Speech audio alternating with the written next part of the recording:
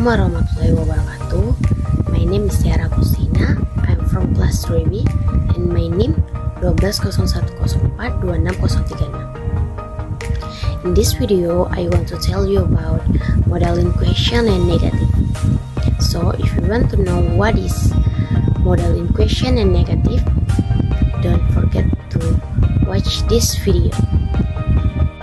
Okay, this is the material. And then first we will discuss about the definition, and second we will discuss about the method, and third about the goals, and fourth about the example. Okay, to begin with introduction, the auxiliary modal verbs would, may, might, should, must, have to, need to, ought to, can, should, will, and shall are invariable. Modal verbs never change verb. For example, you can never add an ed to a modal verb for an or is when referring to the third person singular. Okay, second, we will discuss about the method of modal in question and negative. Okay, the definition of modal in question and negative. The verbs can, could, will, would, should, may, might, must, ought, and shall are verbs which help other verbs to express a meaning. Modal verbs have no meaning unless they are used with another verb. Okay, second, we will discuss about the method of modal in question and negative. In the method, what does the word method mean on the next page? Okay, we will discuss in the next slide. Okay, meaning of the method is how to change modals to main verb meaning, and then the kinds of modal in question and negative. Number 1, can, could.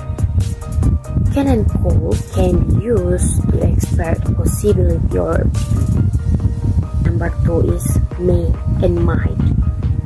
May and might can be used to express possibility or permission. Number 3 is must. Have to, need to, ought to, or should can be used to express obligation, moral obligation, necessity, or to offer advice. Number 4 is should. Should can also be used as a replacement for must in formal notice such as. Okay, number 5 is must. Must can also indicate probability. Number 6 is would. Would can be used to express the conditional.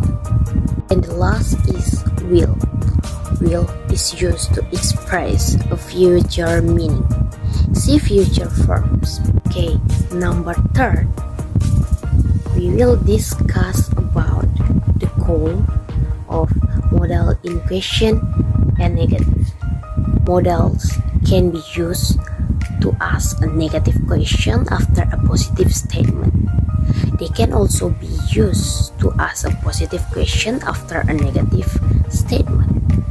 The modal verb in the question tag is generally the same as the modal verb used in the initial statement, and the subject pronouns is also repeated. The last is number 4. We will discuss about the example about modal in question and negative. First, we have can, and there are 2 examples in can. Number 1 is we can fix it, and number 2 is can you help me? And then number 2 is could.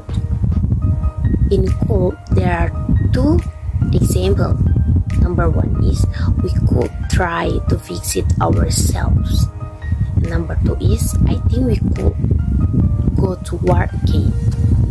Okay, number 3 is may. In May, There are two examples. Number one is, may I have another cup of coffee? And the number two is, China may become a major economic power. And then the last example is shall. There are two examples, and first is, shall we say 2.30 then? And then second example is, shall I do that or will you? Okay, maybe this is the material that I discussed in this video. I'm sorry if I have many trouble in my pronunciation. I'm so sorry, and then wassalamualaikum